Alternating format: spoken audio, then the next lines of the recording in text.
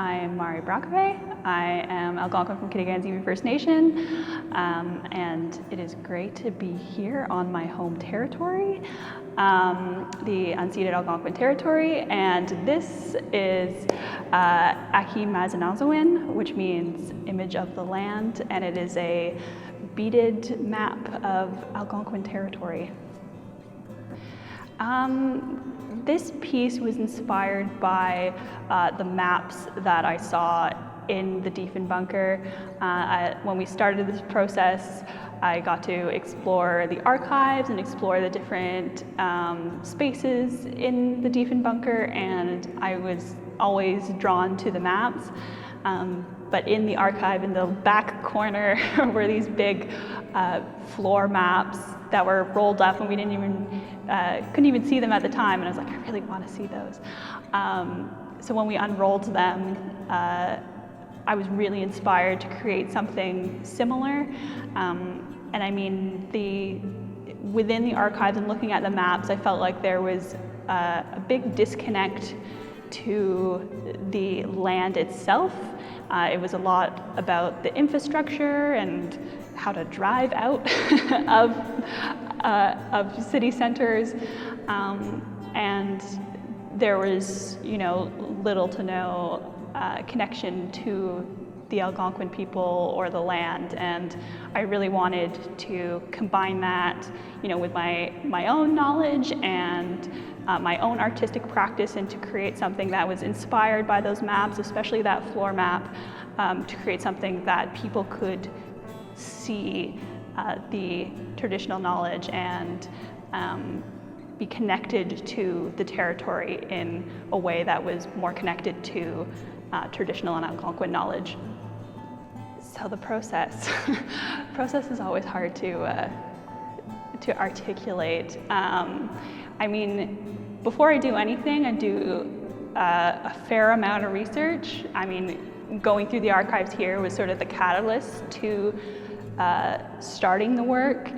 And as a multidisciplinary artist, I do things in a lot of different mediums, but I felt that beadwork was what I wanted to use in connection with this, because beads and beadwork, they're used to tell stories.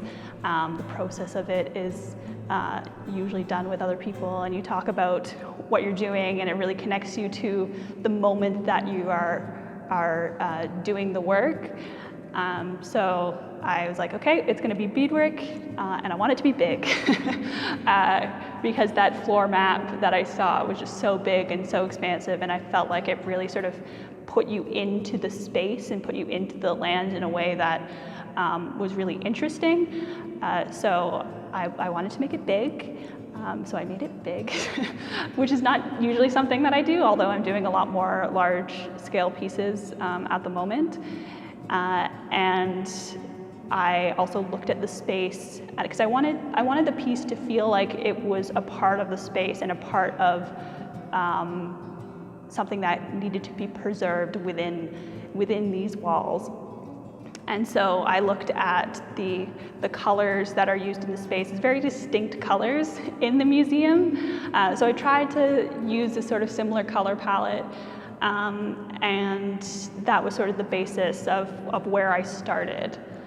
Well, I did a lot of reading as a part of the sort of initial research of the piece, and a lot of walking around the Diefenbunker. And most of my research was done in the maps and in Emergency Preparedness Canada.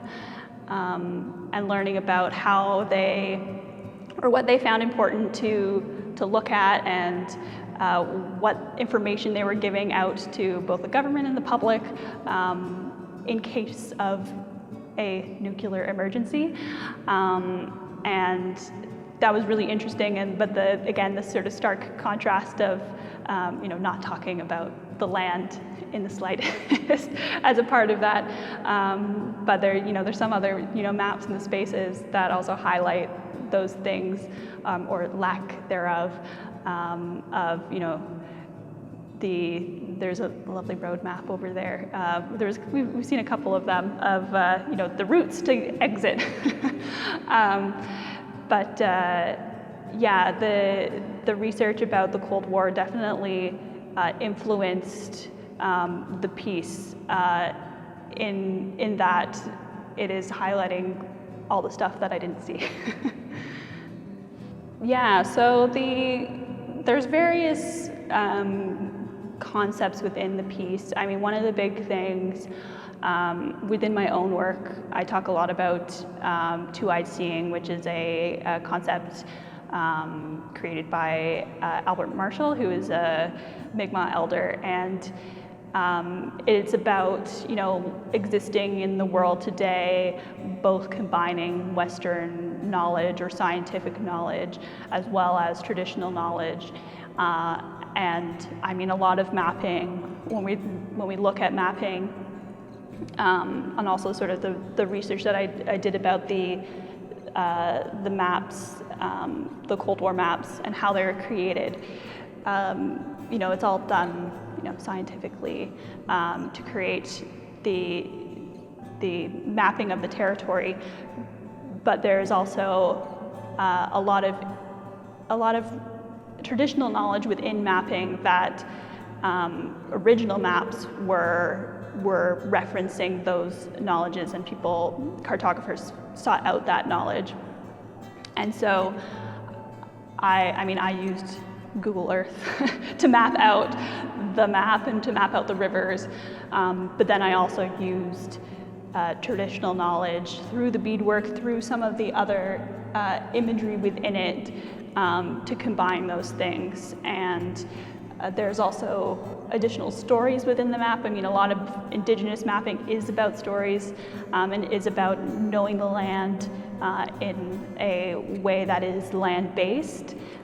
So there are lots of images of animals in there, and that's representing the 7 grandfather teachings. There's also the 4 directions, and they're represented by the 4 sacred medicines. And so there's stories within there that are reflective of those stories and traditional knowledge that is combined with the sort of scientific knowledge of satellite mapping. Yeah, so the turtle in the 7 grandfather teachings is representing truth, and I mean there's sort of two reasons why the Diefenbaker is represented by the turtle. One, I feel like it's a bit of the shape of a turtle. When you drive up, you kind of see the sort of mound of it, and a turtle's shell is like, it protects the turtle, as the Diefenbaker is supposed to protect the people inside it, and also the knowledge inside it. And sort of the truth bit, I think the goal of museums and the goal of keeping historical content is to preserve the truth or to find the truth. And I don't know if we always achieve that, but I think that museums are now expanding their perspectives in the content, and including more Indigenous knowledge within those spaces. So it is sort of representing both those things, both protecting people, but also hopefully trying to find the truth. It is always a challenge to bring Western concepts into Anishinaabeg content, but I think it worked in this scenario because I think these worlds are, they're interconnected, and it's difficult to bring like oral stories into something permanent. I mean, a lot of our knowledge is passed down through people and through generations and families, and sort of writing things down, it kind of goes against those concepts. But I think like an art piece this preserves that knowledge, but also is a catalyst for sharing stories. So it's not just like written out to explain everything, but you know, as I've told you the story of the turtle, you may tell someone else about that turtle in that piece, and it doesn't inherently communicate that to people. It's sort of like a hidden story within this piece. So it communicates one thing at the surface, but also is can be used as something that can bring that sort of traditional practice of sharing stories with one another. So I try to keep those those worlds in a way that they complement each other and try not to collide with one another, but also sort of pointing out sometimes the flaws in one. You know, having the Algonquin names in there versus the colonial names for places is also one of those things that I think is really important. And when I talk to people about the piece, sometimes they're like, well, if you don't provide the translation of the word, how will people know? And I think people can really, if they observe, they can put those two things together. You don't always need to give people everything in writing. I think there's you know, there's always space for people to explore and come to the right answer, you know, on their own. I think the main message I want people to take away is that Algonquin people have been here since time immemorial, preserving the land and being connected to the territory way before colonization and before these other maps were created, but we're connected to it in a different way, and that those stories and that knowledge is still here, even if it isn't represented in some of these other pieces. And when we go into spaces that are meant to preserve history, that we still reflect on what parts of that history is not necessarily represented.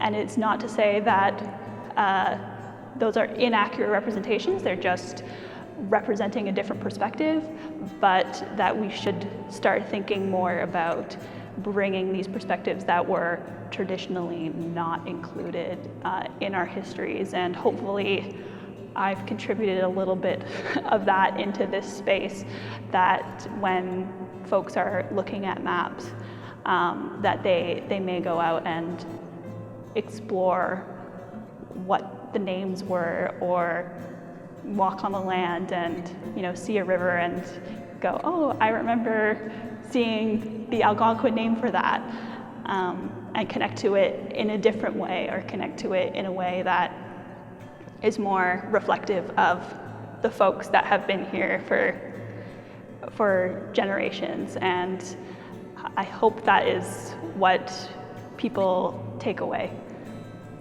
I think upon reflecting on this whole process, I think it was really interesting sort of collaboration, and I do say it's a collaboration. Like, this is, you know, my piece, but it is in collaboration with the Diefenbunker. Like, you guys provided me with a bunch of your own knowledge about the maps, about this space, and that was very influential with the work. And having that connection, both you sharing your passion for that knowledge and me sharing my passion for that knowledge, that hopefully once we go forward, we both bring those perspectives within the work in whatever ways that they are into other spaces in our lives. I'm still obsessed with maps. I will do more maps. I'll probably do more things about Emergency Preparedness Canada, because I think there is a sort of I don't want to use the word synergy, but the idea of sharing knowledge for people to prepare for the future, and I think a lot of Indigenous content at the moment is sort of talking about like the future and the future of the land that we're on, and how do we prepare, you know, ourselves and the next generations to be equipped in case of, you know, a climate emergency. Knowing the land is really important to that. Also within this process, I mean, I always do work with my family, and doing this piece, I was beading for like a week straight. I mean, painting before that and then beading after that. And I think there's probably over 100 hours of beading in this piece, and I've just sat beading, and my parents helped occasionally a lot with the roads, and we talked. We just sat there and beaded and talked about you know, some of the stories that are in there. Like we added some stories into the piece while we were beading, because we're like, oh, you know, looking at the river, talking about the underwater serpent. Like, I should include the underwater serpent because that's a really important story within when we're talking about water. There's so much water on that piece. I think the water took the longest to bead. And yeah, I think, you know, working with family and sharing those stories and then being able to share that with other people, I think is really important. And it was really nice to be able to spend time with my family talking about the work and talking about the land. And I think people should do more of that. It's really nice to talk about the places you're on and what you think is important about it and your own personal stories. And so, yeah, I think that was also one of the sort of the greatest parts about doing this project, was to delve deeper into those stories and to be able to share them.